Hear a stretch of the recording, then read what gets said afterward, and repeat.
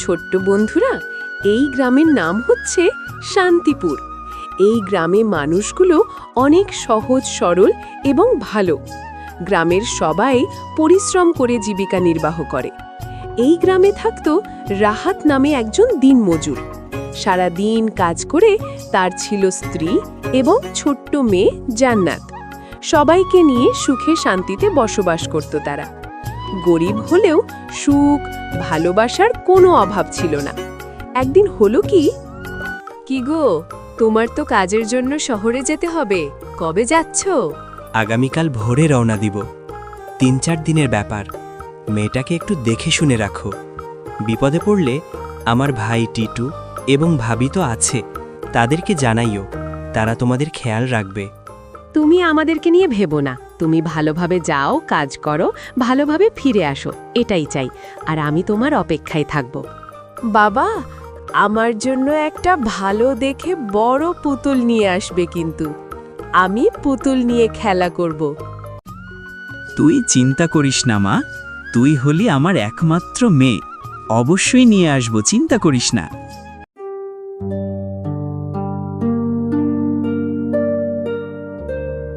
বসে বসে কি চিন্তা করছো? কিছু একটা ব্যবস্থা কর, না হলে তো 2 দিন পর না খেয়ে মরতে হবে। চেষ্টা তো করছি, কিন্তু কোনো উপায় তো বের করতে পারছি না। আমি কি সারা জীবন রাহাত ভাই কেকের দোকানের কর্মচারী হয়ে থাকব? সারা জীবন মালিক হতে পারবো না কোনোদিন? মালিক তুমি হতে পারবে, একটাই উপায় আছে, তুমি তোমার ভাইকে মেরে ফেলো, তাহলেই হতে পারবে।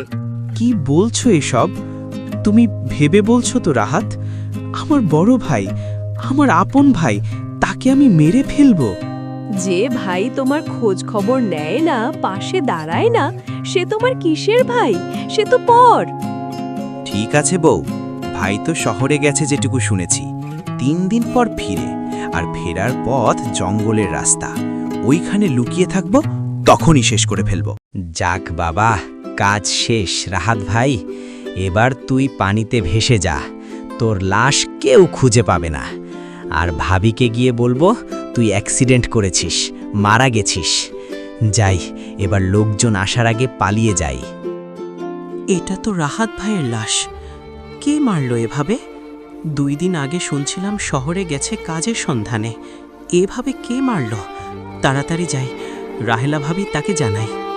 রাহেলা ভাবি, একটা খারাপ খবর দেওয়ার জন্য আসলাম।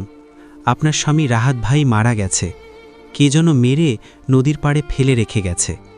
খুব খারাপ লাগছে আপনাদের জন্য। ওগো, তুমি আমাদের ছেড়ে এভাবে যেতে পারো না।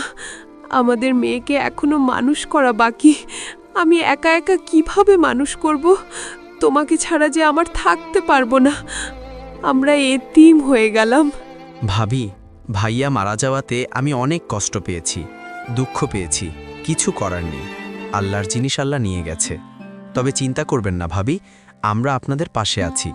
যখন যা লাগবে আমাকে বলবেন, আমরা হেল্প করব। মা, ওঠো মা, বাবা আর নেই, আমার জন্য পুতুল আনবে না।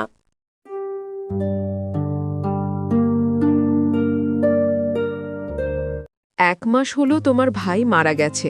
এবার তোমার ভাইয়ের কেকের দোকানটা নিজের নামে করে নাও। আর কতদিন বসে থাকবে? এবার মালিক হতে হবে। তুমি ঠিকই বলেছ বউ, আগামীকাল সকালে ভাইয়ের দোকানে যাব এবং ভাবির সাথে কথা বলবো। ভাবি, ভাই মারা গেছে 1 মাস হলো, কেকের দোকানটা আমাকে দিয়ে দাও, আর তোমরা রেস্ট নাও। এখন থেকে আমি দোকানে বসবো, তোমরা শুধু খাবে আর ঘুম হবে, আরাম করবে। শোনো টিটু, এই দোকানটা আমার স্বামীর। স্বামীর অবর্তমানে দোকানের মালিক আমি এবং আমার মেয়ে। সুতরাং তুমি কর্মচারী আছো, কর্মচারীই থাকবে, মালিক হওয়ার চেষ্টা করবে না। এরপর রাহাদের ভাই টিটু পরিকল্পনা করল তার ভাবিকেও মেরে ফেলবে। কেকের দোকানে আগুন লেগেছে এই মিথ্যা কথা বলে ঘর থেকে বের করে নিয়ে যায়। এরপরে দূরে কোথাও নিয়ে গিয়ে থাকিও মেরে ফেলে। তারপর মরে গিয়ে শাকচুন্নি হয়ে গেল। এখন প্রতিশোধ নেওয়ার পালা। সেদিন রাতের বেলা, তখন রাত 12টা। রাহাদের ভাই টিটু এবং তার স্ত্রী ঘুম দিচ্ছে। তখন প্রতিশোধ নেওয়ার জন্য সেই শাকচুন্নি এসে হাজির। শাকচুন্নি বলল, এই টিটু, মিম, ও তোরা আমাকে মেরে আমার স্বামীকে মেরে নিশ্চিন্তে ঘুম দিচ্ছিস? ওর দেখ কে এসেছে, আমি রাহাদের বউ, ওয়াসেনাতের মা, তোদের ভাবি। ভাবিজান, তুমি কোথা থেকে আসলে? তুমি তো মরে গেছো। ভাবিজান, আমাদেরকে মাফ করে দাও, আমাদেরকে ক্ষমা করো। আপনার অনেক বড় ভুল করেছি, অনেক বড় অন্যায় করেছি। এ ভুলের ক্ষমা হয় না, তারপরেও ক্ষমা চাচ্ছি। দয়া করে ক্ষমা করো। কেন রে, কোনো অপরাধ না করেও তোদের জন্য আমাকে আমার স্বামীকে প্রাণ হারাতে হয়েছে, আর তোরা অপরাধ করেও অন্যায় করেও পার পেয়ে যাবি ভেবেছিস? কখনো না। এক্ষুনি তোদের দুজনকে ঘাড় মোটকাবো, রক্ত চুষে খাবো, তবে আমার মুক্তি। প্রতিশোধ তোদেরকে দিয়ে আমি আমার প্রতিশোধ নিব। আয় আয়, কাছে আয়।